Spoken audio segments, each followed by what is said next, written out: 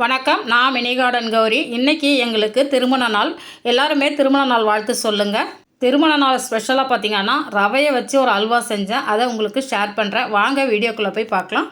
இந்த அல்வா செய்கிறதுக்கு அடுப்பில் ஒரு கடாய் வச்சுட்டு 2 டேபிள் ஸ்பூன் நெய் சேர்த்துட்டு நெய் நல்லா உருகி வந்ததுக்கப்புறம் ஒரு சின்ன கப்பில் 1 கப் அளவுக்கு ரவை எடுத்துருக்கிறேன். இந்த ரவையை நெய்யில் சேர்த்துட்டு லோ ஃப்ளேமில் வச்சுட்டு நல்லா வறுத்துக்கலாம். ரவை எடுத்த அதே கப்பில் தான் எல்லா பொருட்களுமே நம்ம அளந்து எடுக்கணும். அதனால் வீட்டில் இருக்கிற டம்ளர், கப்பு ஏதாவது ஒன்று எடுத்துக்கோங்க.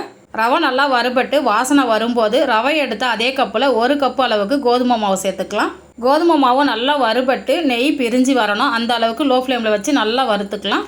இப்போ உங்களுக்கு பார்க்கும்போதே தெரியும், கோதுமை மாவு நல்லா கலர் சேஞ்ச் ஆகி வறுபட்டு வந்துடுச்சு பாருங்கள். இந்த ஸ்டேஜில் ரவை எடுத்த அதே கப்பில் 6 கப்பு அளவுக்கு தண்ணி சூடு பண்ணி வச்சுருக்கிறேன். அதை இதில் கொஞ்சம் கொஞ்சமாக சேர்த்து நல்லா கலந்து விட்டுடலாம்.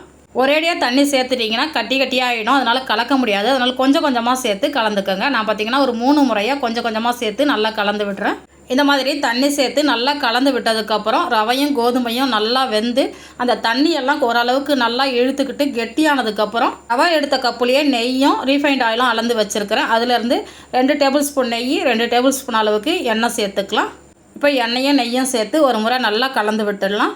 அடுப்பை ஹை ஃப்ளேமில் வைக்காமல் மீடியம் ஃப்ளேமுக்கும் லோ ஃப்ளேமுக்கும் அட்ஜஸ்ட் பண்ணி கலந்து விடுங்க. இப்போ ரவையும் கோதுமாவும் நல்லா வெந்து கடாயில் ஒட்டாமல் வந்ததுக்கப்புறம் சர்க்கரை சேர்த்துக்கலாம். ரவை எடுத்து அதே கப்பில் 1.5 கப் அளவுக்கு சர்க்கரை சேர்க்குறேன். நீங்கள் வேணும்னா 2 கப் அளவுக்கு சேர்த்துக்கோங்க. நாங்கள் பார்த்தீங்கன்னா சர்க்கரை கொஞ்சம் கம்மியாக தான் சாப்பிடுவோம். சர்க்கரையும் சேர்த்து நல்லா கலந்து விட்டு கெட்டியாகி வந்ததுக்கப்புறம் ஃபுட் கலர் சேர்த்துக்கலாம். உங்ககிட்ட என்ன கலர் இருக்கோ அதை சேர்த்துக்கோங்க. நான் கேசரி கலர் தான் சேர்க்குறேன்.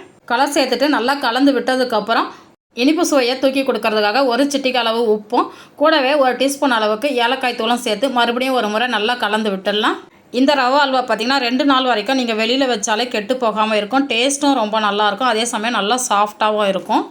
இப்போ பார்த்திங்கன்னா அல்வா நல்லா கெட்டியாகிட்டு பபுள்ஸ் நல்லா வேக ஆரம்பிச்சிருக்கு பாருங்கள். இந்த ஸ்டேஜில் மீதி இருக்கிற நெய்யும் எண்ணெயும் சேர்த்துட்டு கூடவே 2 டேபிள் ஸ்பூன் அளவுக்கு முந்திரியும் பாதாமும் பொடிசாக கட் பண்ணி வச்சுருக்கிறேன். அதையும் இதோட சேர்த்துடலாம். நீங்கள் வேணும்னா தனியாக நெய்யில் வறுத்துட்டு கூட சேர்க்கலாம். நான் அப்படியே சேர்க்குறேன். இப்போ ஒரு முறை நல்லா கலந்து விட்டுட்டு 5 நிமிஷம் வரைக்கும் லோ ஃப்ளேம்லேயே நல்லா கலந்து விட்டிங்கன்னா இந்த நெய்யெல்லாம் பிரிஞ்சு இந்த அளவுக்கு கடாயில் ஒட்டாமல் நல்லா வரும்.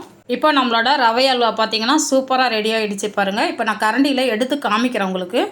இந்த மாதிரி ஒரு கரண்டியை வச்சு நீங்கள் எடுத்து போட்டிங்கன்னா உங்களுக்கு கரண்டியில் ஒட்டாமல் வரணும். இதுதான் கரெக்டான பதம்.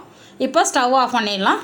இந்த ரவா அல்வா பார்த்திங்கன்னா சுட சுட சாப்பிடவும் ரொம்ப சூப்பராக இருக்கும். ஆறுனதுக்கப்புறம் சாப்பிட்றதுக்கும் ரொம்ப சூப்பராக இருக்கும். கட்டாயம் ஒரு முறை ட்ரை பண்ணி பாருங்கள். இந்த ரவை அல்வா உங்களுக்கு பிடிச்சிருந்தா நம்ம சேனலை சப்ஸ்கிரைப் பண்ணி வச்சுக்கோங்க. நான் சுவைக்கட்டும், ஆரோக்கியம் பெருகட்டும். நன்றி.